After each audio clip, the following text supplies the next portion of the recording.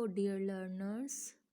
Last class में हमने polymer chapter start किया था और उसकी टाइप में हमने देखा था कि जो पॉलीमराइजेशन प्रोसेस होती है for the formation of this polymers is of mainly two types. ठीक है, तो जो लास्ट वीडियो अपलोड हुई थी उसमें डिटेल में हमने एडिशन पॉलीमराइजेशन कवर किया था और इस वीडियो में हम कवर करेंगे अपना नेक्स्ट पार्ट कंडेंसेशन पॉलीमराइजेशन। जिस तरह से एडिशन को आप बोलते थे चेन ग्रोथ पॉलीमराइजेशन, तो इसका जो सेकंड मोस्ट इम्पोर्टेंट नेम है कंडेंसेशन पॉलीमराइजेशन के लिए जो यूज़ करते हैं वो है स्टेप ग्रोथ पॉलीमराइजेशन। तो ये भी बिल्कुल माइंड में रखना है और इसमें अब सारे एग्जाम्पल्स कवर करेंगे। जैसे लास्ट टाइम एडिशन में हमने देखा था कि उसके अंडर कौन कौन से पॉलीमर्स आ रहे थे।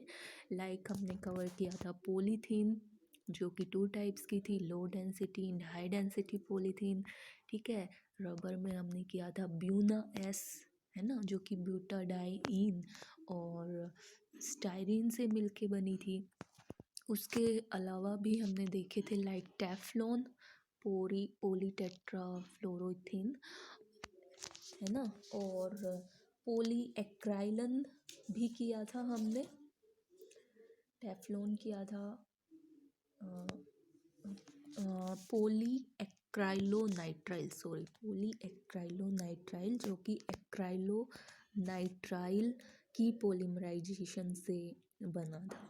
ठीक है, और पॉलीएक्राइलोनाइट्राइल का जो फंक्शन देखा था कि as a substitute for wool use होता है in making commercial fibre such as Orlon या फिर एक्राइलन बोलते हैं उन फाइबर्स को।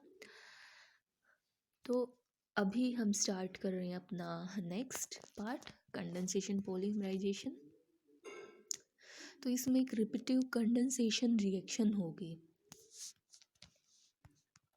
बिटवीन टू बायफंक्शनल और ट्राईफंक्शनल मोनोमरिक यूनिट। मतलब जो मोनोमर यूनिट्स हैं उसमें या बायफंक्शनल होंगी या ट्राईफंक्शनल होंगी, मतलब कुछ फंक्शनल ग्रुप्स हैं उनके अंदर और उनके बीच फिर कोई कंडेंसेशन रिएक्शन होगी। जैसे यहाँ क्लियर हो रहा है, ये टेरिलीन पॉलिएस्टर बोलते हैं, टेरिलीन या डेक्रोन इसके लिए जो दूसरा नाम। तो इन अलग अलग नाम से ही पूछा जाता है, फिर बच्चे कंफ्यूज हो जाते हैं, किसी भी ऑब्जेक्टिव क्वेश्चन मिल जाता है कि इसकी मोनोमर यूनिट क्या है, पहले तो यही पता होनी चाहिए।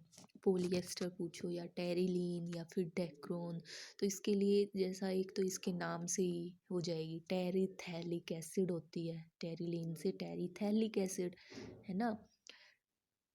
थैलिक एसिड आपको पता है ना, तो टेरिथैलिक मतलब 1,4 पोजीशन पे COH ग्रुप लगे हुए हैं बेंजीन पे, तो एक तो ये होगा। दूसरा होता है इथाइलिन ग्लाइकोल यूनिट होती है एज अ मोनोमर इसका। ठीक है, तो दोनों को बस कंडेंस कर दो, मतलब वाटर मॉलिक्यूल रिमूव आउट हो जाएगा और बाकी ये प्रोडक्ट फॉर्मेशन हो जाएगी। तो ये कंडेंसेशन रिएक्शन होती है बिटवीन टू बायफंक्शनल और ट्राईफंक्शनल मोनोमेरिक यूनिट। और सिंपल मॉलिक्यूल के लॉस से रिएक्शन प्रोसीड होंगी। तो क्या क्या लॉस हो सकता है, जनरली वाटर मॉलिक्यूल का होता है या फिर अल्कोहल निकल सकता है या HCl, है ना, और कोई high molecular mass condensation polymer formation हो जाती है। तो ये जनरल प्रिंसिपल कह सकते हो आप इस टाइप की रिएक्शन का, कंडेंसेशन पॉलीमराइजेशन का। तो in this reaction the product of its step, जो प्रोडक्ट है वो भी क्या होता है, बायफंक्शनल स्पीसीज ही जनरेट होती है। And sequence of condensation goes on since its step produces a distinct functionalized species and is independent of each other. तो हर एक स्टेप पे ऐसे स्पीसीज प्रोड्यूस हो रही है और हर स्टेप एक दूसरे से इंडिपेंडेंट है। इस वजह से इसका नेमिंग जो दूसरी नेम दिया गया है इसको स्टेप ग्रोथ पॉलीमराइजेशन भी बोलते हैं। Like clear here, ethylene glycol और terephthalic acid condense together to form Terylene और डेक्रोन। ठीक है, अब इसके अंदर भी कौन कौन से पॉलीमर्स आते हैं वो सारे कवर करेंगे, क्योंकि मेन तो आपके कई बार ऑब्जेक्टिव यही पूछ लिया जाता है।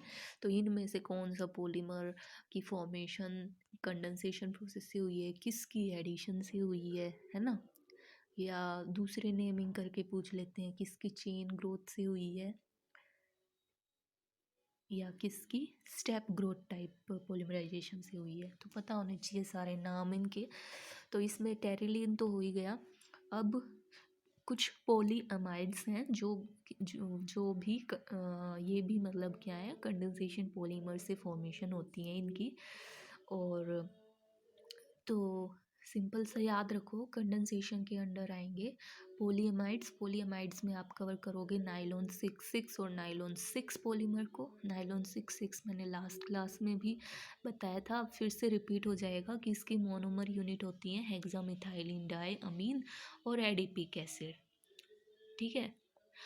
और बहुत इंपॉर्टेंट है, तो मोस्ट कॉमन है पॉलीएस्टर में तो ये टेरिलीन, और पॉलीअमाइड में ये नाइलॉन 6,6। नाइलॉन 6,6 के अलावा नाइलॉन 6 पे भी अब क्वेश्चन आ जाता है कि ये को पता ही नहीं होता है नाइलॉन 6,6 और नाइलॉन 6 अलग होते हैं, है ना। तो नाइलॉन 6 में देखोगे आप कैप्रोलैक्टम होती है इसकी मोनोमर यूनिट, ये भी कंडेंसेशन से बनाएगा नाइलॉन 6। तो पॉलीअमाइड आएंगे इसके अंडर, पॉलीएस्टर्स आएंगे, और जो ये फिनोल फॉर्मल्डिहाइड पॉलीमर होते हैं लाइक बेकेलाइट, बताया था ना थर्मोसेटिंग पॉलीमर होता है बेकेलाइट, ये भी कंडेंसेशन से बना है। इसी तरह मिलेमीन फॉर्मल्डिहाइड का जो पॉलीमर है ये भी कंडेंसेशन से बना है। तो अब हम इसको कवर कर लेते हैं सारे को वन बाय वन। पॉलीएस्टर तो हमने कर लिया है, तो पहले पॉलीएस्टर का ही थोड़ा और डिटेल देख लेते हैं कि these are the condensation product of dicarboxylic acid, terephthalic acid ली थी, एंड डायोल, इथाइलिन ग्लाइकोल लिया था, दिस वन इज डायोल। तो डेक्रोन बोलो या फिर Terylene is the best known example of polyester. It is manufactured by heating a mixture of ethylene glycol and terephthalic acid at 420 to 460 Kelvin in the presence of, इसमें भी कोई catalyst का role use कर सकते हो आप।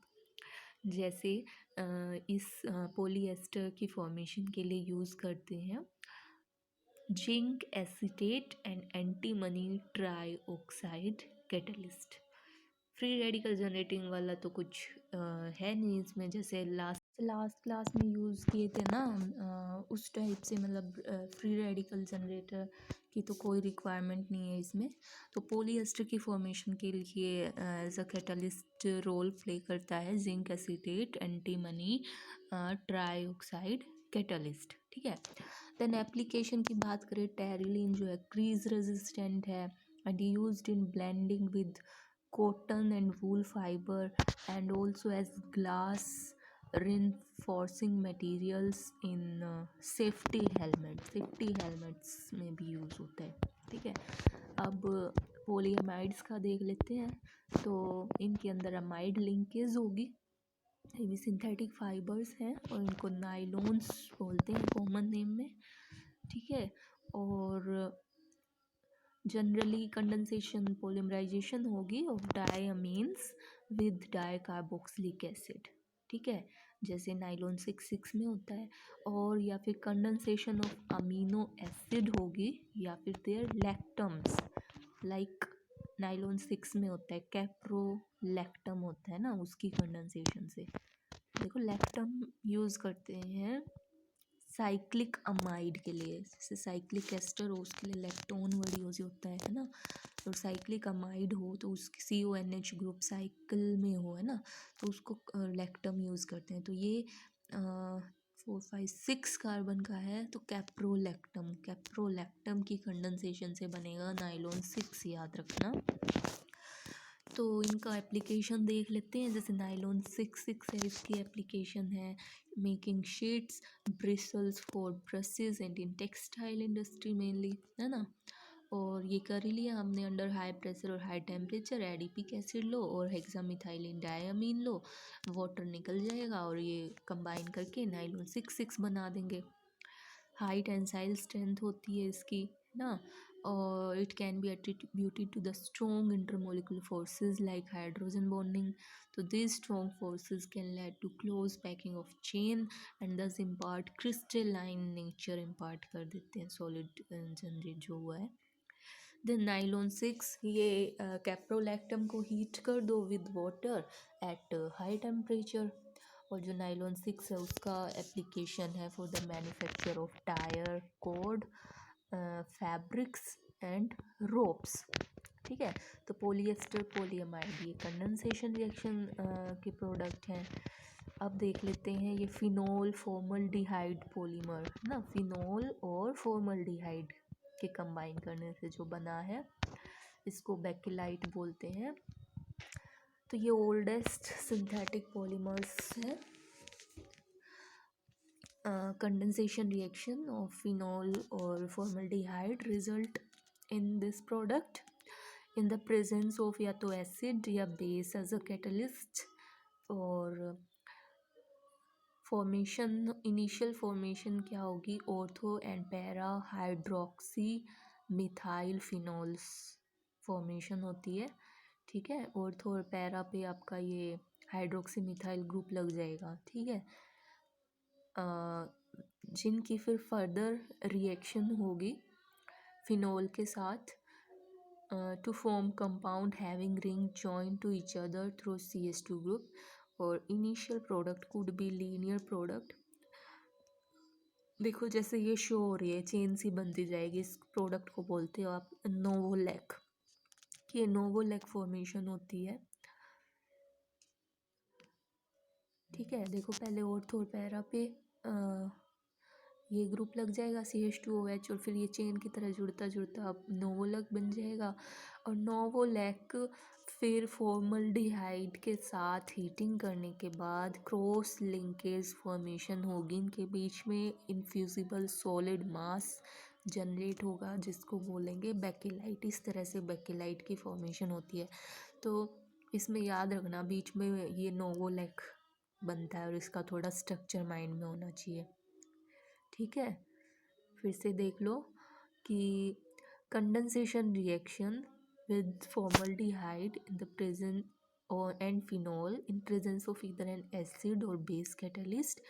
Reaction start with initial formation of ortho and para hydroxy methyl phenol derivative बनेंगे पहले, है ना। ये शो कर रखे हैं देखो, यहाँ ओनली ऑर्थो पे, यहाँ ऑर्थो और पैरा पे, यहाँ दोनों ऑर्थो पोजीशन और पैरा पे लग गए, ये डेरिवेटिव बन गए इसके। Which further react with phenol, और फर्दर रिएक्ट करके ऐसा कंपाउंड बनाएंगे to form compound having ring join to each other. कैसे जुड़े होंगे एक दूसरे से, CH2 ग्रुप से, तो इसको बोलते हैं नोवोलैक। और ये यूज़ होता है, लीनियर प्रोडक्ट होता है, पेंट्स में इसका यूज़ है। ठीक है। पेंट में यूज़ होता है। और फिर इस नोवोलैक की हीटिंग कर दें फॉर्मल्डिहाइड के साथ, फिर जो क्रॉस लिंकेज होगी दोनों के बीच में, उससे एक इनफ्यूजिबल सॉलिड मास फॉर्मेशन होगी जिसको बोलेंगे बेकेलाइट। और बेकेलाइट एक थर्मोसेटिंग पॉलीमर है, मतलब इसको रीमोल्ड और रीयूज नहीं कर सकते। क्लियर है? Okay, very important topic. This bakelite is formed by cross linking of linear chain of polymer novolec, कि जो लीनियर नोवोलैक था उसकी फॉर्मल्डिहाइड के साथ रिएक्शन होके जो ये क्रॉस लिंकिंग हुई है इस लीनियर चेन की, उससे बेकेलाइट बना है। और इसका फिर मेन है एप्लीकेशन। देखो ये इसका स्ट्रक्चर, कि ये सिंपल लीनियर चेन होती तो नोवोलैक था, अब क्रॉस लिंकेज होगी, एक और यूनिट को फिर से CH2 से जोड़ दो इनको, है ना, तो ये बेकेलाइट हो जाएगा। और इसकी एप्लीकेशन है कॉम्स बनाने में, फोनोग्राफ रिकॉर्ड्स बनाने में, इलेक्ट्रिकल स्विचेस, बहुत बार आते हैं इलेक्ट्रिकल स्विचेस बनाने में, हैंडल्स ऑफ वेरियस यूटेंसिल्स, तो इनकी मैन्युफैक्चरिंग में इसका रोल है। इसी तरह से अब है एक मेलेमीन और फॉर्मल्डिहाइड पॉलीमर। देखो ऊपर क्या था आपका, फॉर्मल्डिहाइड और फिनोल का पॉलीमर किया था, है ना। अब फॉर्मल्डिहाइड तो कॉमन है, अब आ गया मिलेमीन। मिलेमीन और फॉर्मल्डिहाइड पॉलीमर। तो मिलेमीन का स्ट्रक्चर आपको पता होना चाहिए, है ना। तो मिलेमीन पॉलीमर ही नाम बोलते हैं इसको। मोनोमर्स ये हैं मिलेमीन और फॉर्मल्डिहाइड। तो मिलेमीन देखो 6 मतलब बेंजीन टाइप स्ट्रक्चर बनाओ जिसमें अल्टरनेट पोजीशन पे कार्बन और नाइट्रोजन ग्रुप आपके लगे हों, और आप कह सकते हो ऑर्थो और पैरा पे आपका NH2 ग्रुप है, ठीक है। तो ये होता है मेलामीन फॉर्मल्डिहाइड, आपको पता ही है HCHO। तो इसकी जो रिएक्शन होगी, ठीक है, CH2OH ग्रुप लग जाएगा, ये रेजिन इंटरमीडिएट बनेगा ये तो, है ना। और कंडेंसेशन होना है तो अगर मैं वाटर मॉलिक्यूल निकाल दूँ इसका H2O, मतलब कुछ इस टाइप से आपका मिलेमीन पॉलीमर फॉर्मेशन हो जाती है, ठीक है। मेन है इसकी एप्लीकेशन, अनब्रेकेबल क्रोकरी बनाने में इसका रोल है। क्या है? अनब्रेकेबल क्रोकरी बनाने में मिलेमीन फॉर्मल्डिहाइड पॉलीमर का रोल है। तो ये आपके हमने कंडेंसेशन के अंडर कवर किए पॉलीएस्टर्स, पॉलीअमाइड्स, ठीक है, और ये कुछ लाइक बेकेलाइट और मिलेमीन फॉर्मल्डिहाइड या मिलेमीन पॉलीमर बोल सकते हो। अब हम करते हैं कोपोलिमराइजेशन। देखो copolymerization is a polymerization reaction in which a mixture of more than one monomer species is allowed to polymerize and form a copolymer। मतलब different type of monomer unit हो, और कोपोलीमर जो फॉर्मेशन है वो आपकी चेन ग्रोथ पोलीमराइजेशन के through भी हो सकती है और स्टेप ग्रोथ पोलीमराइजेशन दोनों तरीके से हो सकती है, ठीक है। तो ये याद रखना अब, क्योंकि मैंने जब लास्ट वीडियो में बताया था आपको कि जो एडिशन या आप कह सकते हो चेन ग्रोथ पोलीमराइजेशन किया था, उसमें भी टाइप्स बताई थी, होमो पोलीमराइजेशन और को पोलीमराइजेशन। तो वहाँ भी तो को पोलीमराइजेशन थी ना, कि ब्यूना एस फॉर्मेशन जो हमने की थी, मतलब मोनोमर डिफरेंट हो, सिंपल।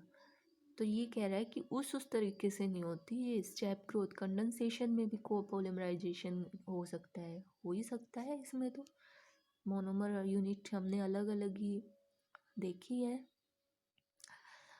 तो जैसे फिर से वही ब्यूनाइस का एग्जांपल दिखा दिया, 1,3-ब्यूटाडाइन और जो स्टाइरीन है, तो ब्यूटाडाइन स्टाइरीन पॉलीमर बन जाएगा ना। तो को polymers have property quite different from homopolymer। homopolymer जो एक ही मोनोमर यूनिट की रिपीटिशन से बन रहा है तो उससे तो अलग प्रॉपर्टी होती है। लाइक जो ब्यूटाडाइन स्टाइरीन कोपोलीमर है वो क्वाइट टफ है, गुड सब्स्टिट्यूट है for natural rubber. Natural rubber से अच्छी मतलब प्रॉपर्टीज़ हो जाती हैं इसकी। और इसका जो रोल है manufacturing of auto tyres, floor tiles, footwear components, cable insulation, इन सब में इसका यूज़ कर सकते हैं। अब रबर का डिटेल कर लेते हैं। रबर कई बार आता है ना, रबर की टाइप क्या क्या होती हैं, है ना। तो सबसे पहले करेंगे नेचुरल रबर, जो आप पढ़ोगे, ये होती है सिस लीनियर पॉलीमर ऑफ आइसोप्रीन, ठीक है ना। आइसोप्रीन, देखो आइसोप्रीन होता है ये, मतलब मोनोमर पूछ लिया जाता है नेचुरल रबर का मोनोमर क्या है, तो वो होता है ये 1,3। जैसे ब्यूना एस या ब्यूना एन करोगे उसमें 1,3-ब्यूटाडाइन यूज़ कर रहे हो आप, है ना। और नेचुरल रबर की बात करें तो 1,3-ब्यूटाडाइन लिख के 2 पे मिथाइल ग्रुप लगा दो, है ना। तो इसको बोलते हैं आइसोप्रीन। 2-methyl 1,3-ब्यूटाडाइन। तो ये होता है मोनोमर नेचुरल रबर का। तो इसमें इलास्टिक प्रॉपर्टी होते हैं, तो इसको इलास्टोमेरिक पॉलीमर भी बोलते हैं। और इलास्टोमेरिक पॉलीमर्स में जो पॉलीमर चेन है वो वीक इंटरमोलिकुलर फोर्सेस से बाइंड होती हैं, और these weak binding forces permit the polymer to be stretched. Weak forces है, इसी वजह से तो स्ट्रेच हो सकते हैं वो। तो a few crosslinks are introduced in between the chain which help the polymer to retract to its original position after the force is released। है ना, तभी तो रबर को ऐसे खींच के छोड़ दो, वो वापस रिगेन कर लेती है अपनी वैसी शेप को। तो rubber has a variety of uses. It is manufactured from rubber latex which is a colloidal dispersion of rubber in water. तो ये रबर लेटेक्स क्या होता है? कोलोइडल डिस्पर्जन होता है रबर का वाटर में, उसी से बनती है रबर। तो ये जो लेटेक्स है ये रबर ट्री से मिलता है, और रबर ट्री फिर कहाँ कहाँ मिलते हैं वर्ल्ड में? India, Sri Lanka, Indonesia, Malaysia, south America. और ये इस तरह से चेन होती है इसकी।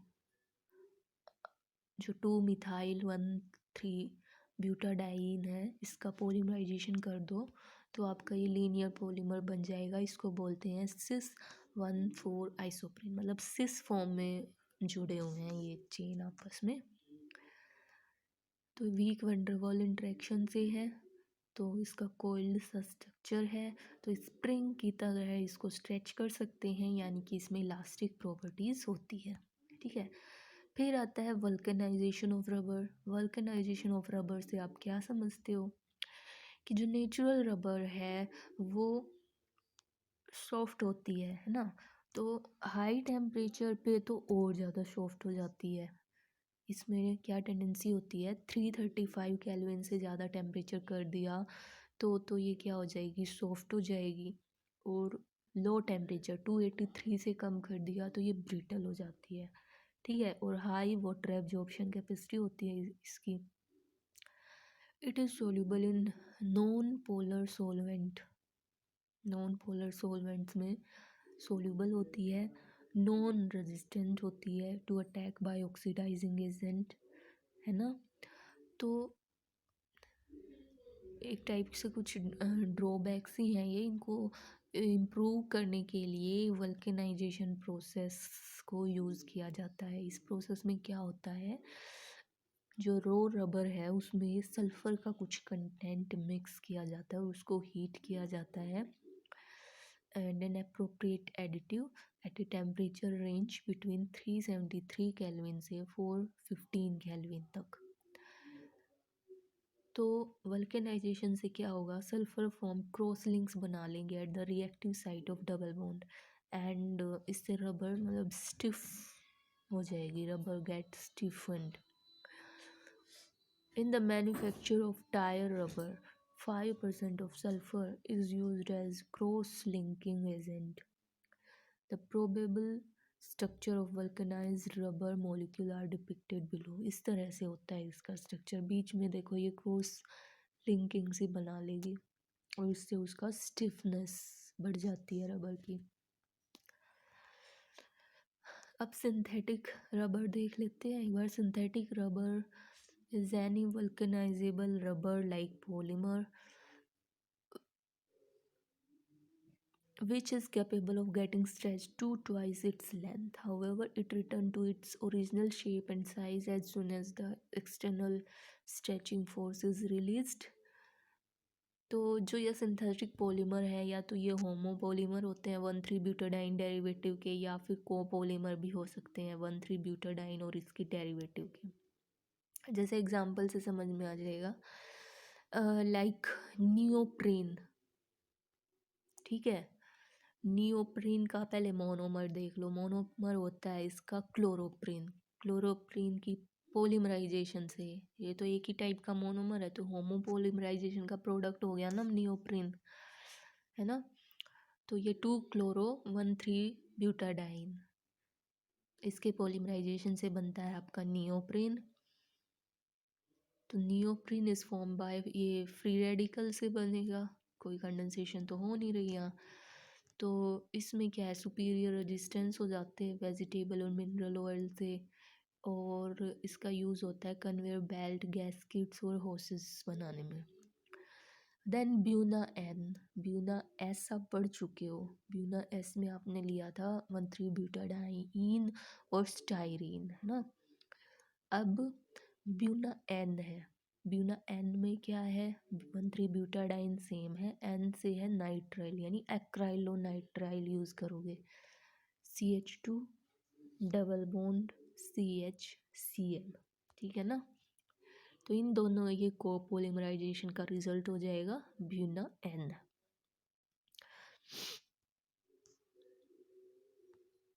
और ये रेजिस्टेंट होता है, resistant to the action of petrol, lubricating oil, organic solvent and used in making oil seals and tank lining etcetera. तो ये रबर भी आपकी कवर हो गई है। Now molecular mass of polymer, कि जो पॉलीमर की प्रॉपर्टीज़ हैं वो रिजेंबल करती हैं with their molecular mass, size and structure very करती हैं with this things. Growth of polymer chain during their synthesis is dependent upon the availability of monomer in reaction mixture. Thus, polymer sample contain chain of varying length and its molecular mass is always expressed as an average. Molecular mass को आप कई तरीके से निकाल सकते हो वैसे, मतलब फिजिकली और केमिकल मेथड हैं जिनसे आप उसको कैलकुलेट कर सकते हो।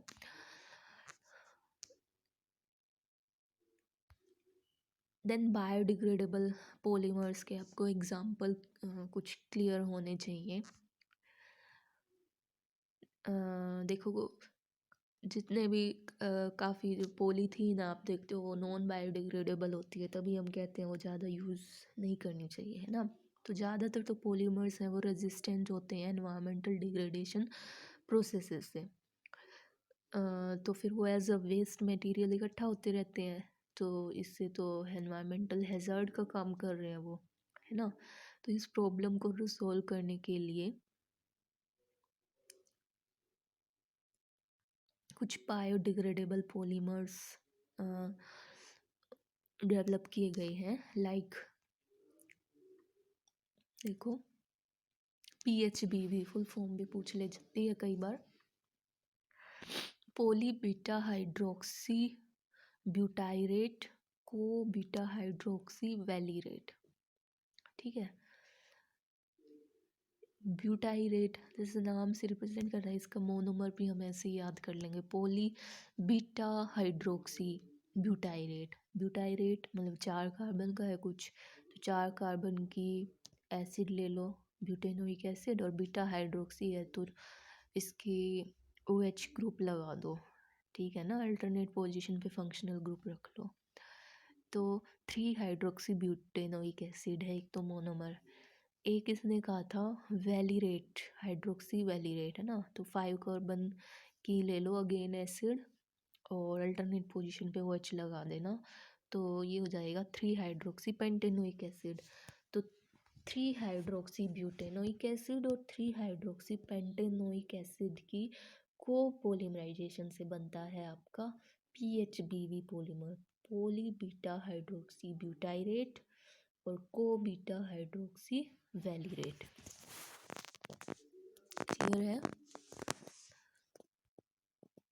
और इसका हम रोल की बात करें तो specially used in packaging orthopaedic devices, in controlled release of drugs और बैक्टीरियल डिग्रेडेशन इजीली हो जाता है इसका। तो ये एनवायरमेंटली वो पॉलीमर है ये ग्लाइसिन और अमीनो कैप्रोइक एसिड का। ग्लाइसिन यू ऑल नो जो सिंपलेस्ट अमीनो एसिड होती है NH2CH2COH, तो ग्लाइसिन, और है amino caproic acid NH2CH2 5COH। तो इनके को पोलिमराइजेशन से बनता है नाइलॉन 2 नाइलॉन 6।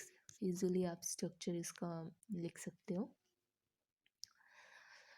तो जितना भी हमने पूरा कवर किया है इसमें, इस टेबल में समराइज किया गया है। देखो, हर एक पॉलीमर का क्या मोनोमर है ये पता होना चाहिए, ठीक है। उसका स्ट्रक्चर क्या बनेगा वो क्लियर होना चाहिए, और मेनली इनके यूजेस पूछ ले जाते हैं वो क्लियर होना चाहिए आपके माइंड में, ठीक है।